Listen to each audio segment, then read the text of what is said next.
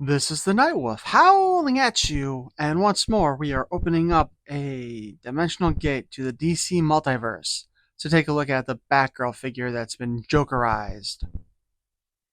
This figure is based on the comic story The Three Jokers. I actually have not read that one. Maybe I should look it up at the library. On the back, we can see that her artwork has been graffitied by the Joker. Her eyes are scratched out, tongue sticking out kind of in green.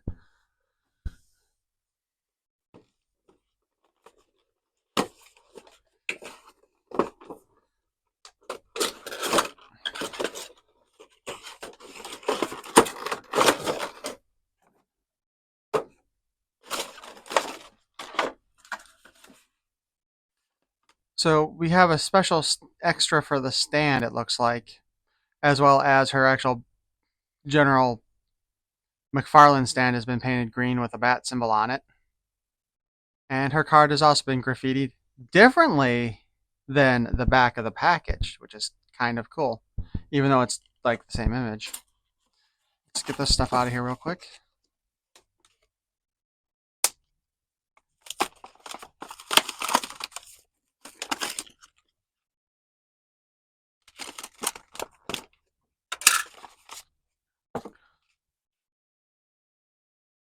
Again, we have the front of the card here, and we got the back of the box here.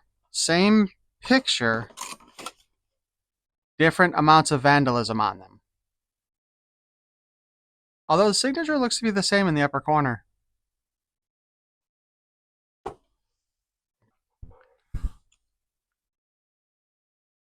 On the back of the card, we have the Batgirl, Batman, the Three Jokers data file. Real name, Barbara Gordon. The mean streets of Gotham City have a number of guardian angels watching over them, and one of the first, a young woman who turned the dynamic duo into the Batman family, was Batgirl. Barbara Gordon has always existed between two worlds. Her life at home as the only daughter of Police Commissioner James Gordon, and her life swinging from gargoyles as an associate of the Dark Knight and a founding member of the Birds of Prey.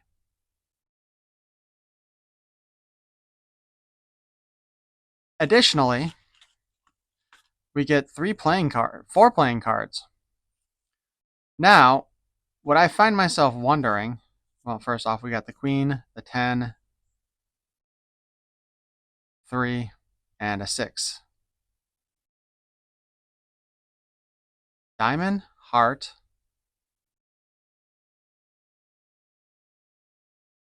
spade, and club. Okay, yeah. I'm trying to figure out what was supposed to be what here, because they're very stylized. The diamond is the only one that looks like a normal, diamond or shape. And on the back, it says DC Multiverse. So I am wondering if their plan is to get you a full set of playing cards with all the Jokerized ones.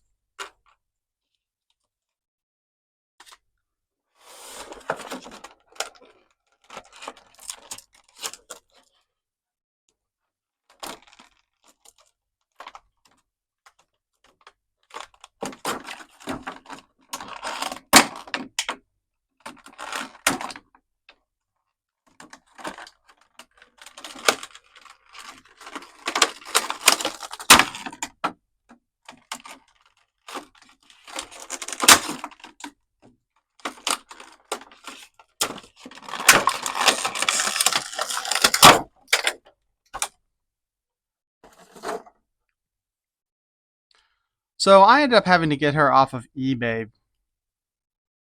because I don't remember seeing her originally in the stores. And I actually found her when I was looking for the Batgirl from the Batman and Robin movie. She does not want to stand on her own at all. All right. I think I have the original version of her in her normal colors, but I couldn't locate her. Now, I could be wrong about having the original version of her.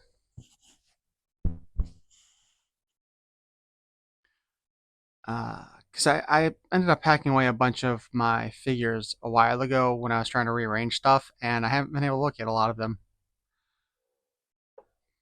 But the color scheme on her is pretty nice. I'm not sure why they kept her gloves gold like that. Because I think they were gold on the original figure, but again, since I don't have that to compare to, I'm not sure.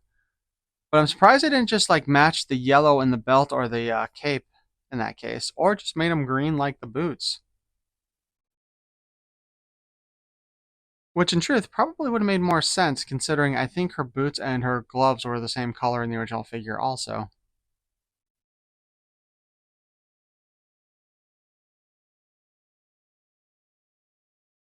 She come she comes with a really crappy looking grappling gun.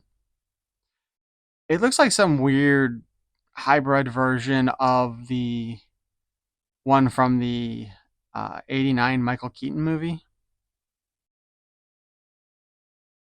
Not a fan of it. This doesn't come off. There's no string. It just looks kind of awful. And then she also comes with a batarang, which is in green here, which I think it is molded in green, but it's also kind of got that look of a paint job.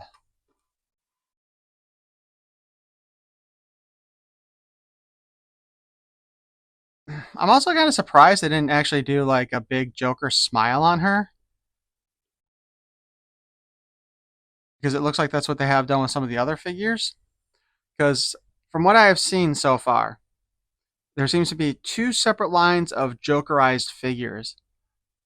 One is based on the Dark Knight movie series, where they had, I think it was Batman, Joker, Two Face, and Scarecrow, and then they had the build a figure version of Bane with them, which would have been kind of cool. Like if I'd seen those in stores, I might have considered that.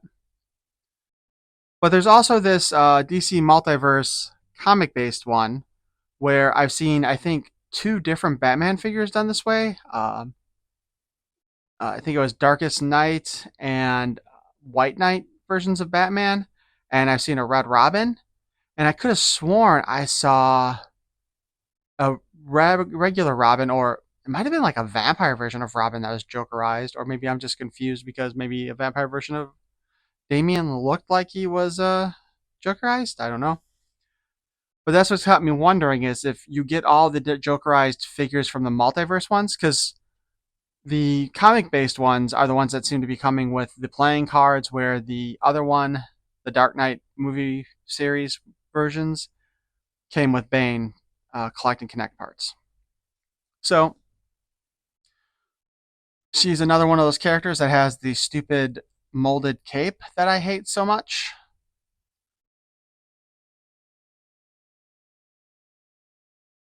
Looks like it is glued to her. Looks like it was painted and then glued to her torso up here. So, articulation wise, we do have a ball joint here where we can move the head up a little bit because our hair gets in the way. More downwards, we can get it. Twist to the right, or is that the left? Twist to the other side. We can spin her all the way around. The hair doesn't necessarily hinder the movement, but it doesn't make it easy, and the cape does get in the way. She has a butterfly joint in her shoulder. No, let's do this side because the cape is really interfering with this arm. So we got a butterfly joint. We've got up and down hinge. We can spin it around. And on this side, the cape really doesn't get in the way of that. On this side, the cape does in fact get in the way quite a bit. Another reason I'm not a big fan of the rubber capes and would rather have seen a nice cloth cape done instead. Although to be fair, this kind of an area where it's attached to the torso, it doesn't really generally look good in cloth. But then again, they could probably figure something out. We do have a bicep cut, so we can spin that all around. We've got the double jointed elbows that I like so much.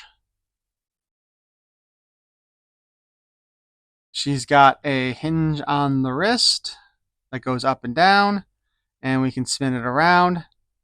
And the way McFarlane has his wrist designed, it almost looks like a ball jointed doll, but not quite. She does come with a boob cut, so we can spin her torso around on it. There does appear to be a ball in there, so you can kind of wiggle it just a little bit. There is also a ball joint, it feels like, over here between the crotch and the tummy, which we can also move, but not quite as much. Although, maybe that's not even a ball joint. Maybe that's... freaking cape is getting in the way. That might actually just be... I'd have to take the diaper off to really get a good look at that. But maybe it's actually what's ever connecting it to the legs is what's given that illusion of being a ball joint. But I am not about to take apart this figure because she cost me more than if I'd found her in the store. What's interesting to note, though, is that on her diaper here, the belt is a separate piece and glued in place. Her booty is very much nicely sculpted. And before you say, oh, that's sexist, I'd like to point out that I also look at the booties of a lot of the male characters, too. There is no thigh cut on her, which I don't know why McFarlane doesn't put the thigh cuts in there. I wish he would start, especially since the prices on their figures are going up, too, nowadays. You know, they used to be like a good $20, and now they're averaging 24. In this case, it does look like the legs are not quite sitting the same on both sides here. And I'm not sure what would be causing that. If we look in her crotch.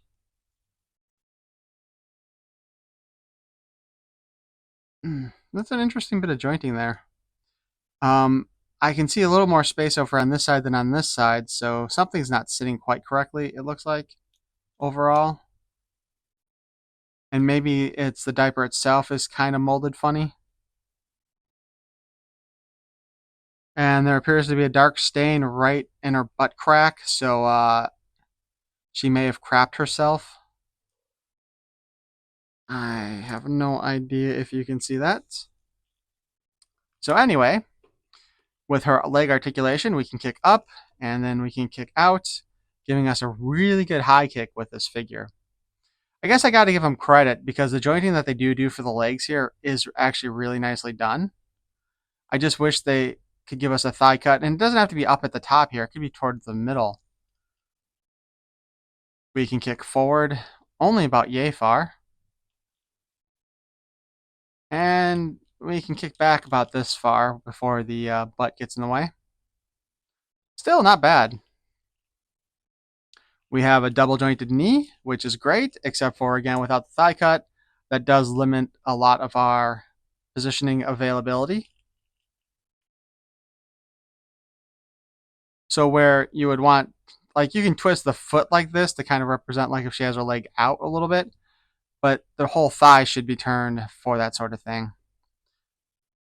There's no boot cut with her. She does have a full spin, though, at the ankle, and she, of course, has the hinge so that she can go back and forth.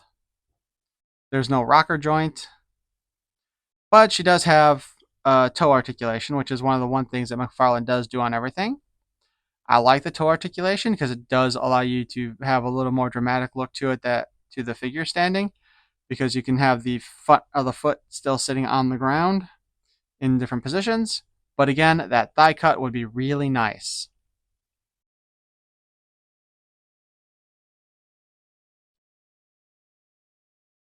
So let's see how well she holds her weapons.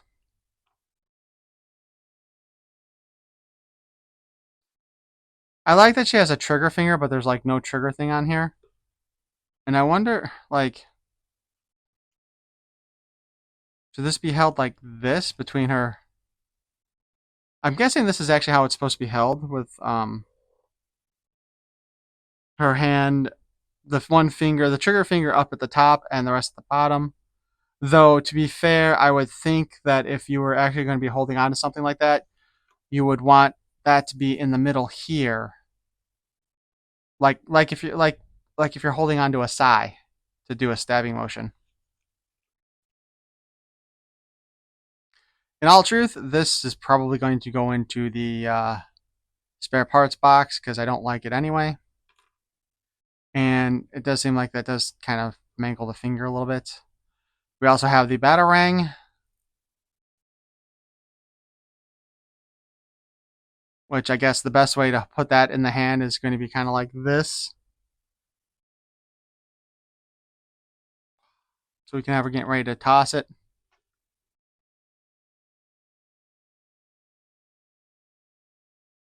Now, like I said before, we do have our figure stand, which does have the Jokerized bat symbol on it.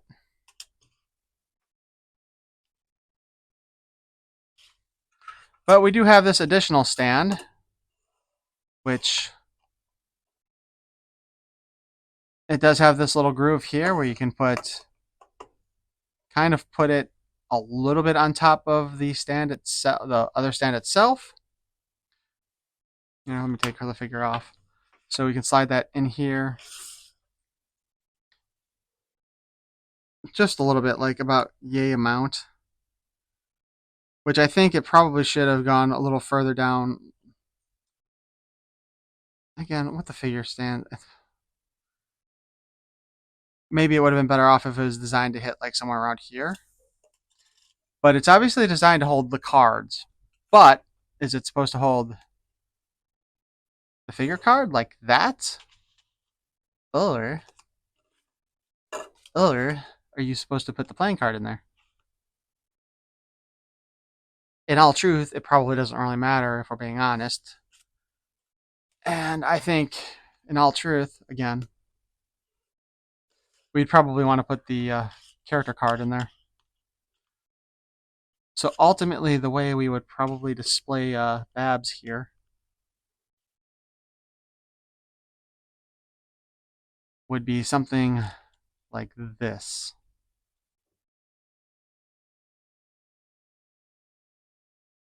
So the question becomes, do you want to get all of the Jokerized figures? Originally, I was thinking maybe. Then I was thinking no, because that could open up a can of worms. Then I saw the Red Robin at Target and was thinking, oh, maybe I should just pick him up and go along with this. And of course, then that brings about the whole again, do I want to go down that route? But I think it would actually be kind of cool to have all the Jokerized versions.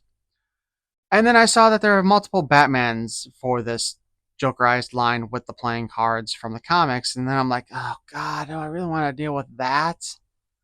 So I haven't decided what I want to do about these. So tell me in the comments what you think about this. Do you think this is a line that would be worth buying, or I should say a subline worth picking up, the different Jokerized versions of the characters? I'm not gonna lie, a part of me wants to do it just to see if I can get a full set of playing cards. But who else are they going to do?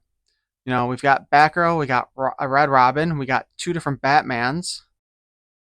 Will we get like a Jokerized Alfred, Commissioner Gordon, uh, Black Canary, Cassandra, Spoiler? Although I don't think they've actually made a Spoiler period, so I'd just like to see her made. Actually, a Spoiler and a Jokerized Spoiler would be pretty cool, not gonna lie. So, like I said, let me know what you think. Is this a subline or a subset, I guess might be the better way to put it, of figures that you would like to get, just an entire Jokerized Bat family? Or just one of those ones where you should just pick up the ones that you like and not worry about the rest? So, please feel free to like, comment, subscribe, share with other people if you want. Peace and love.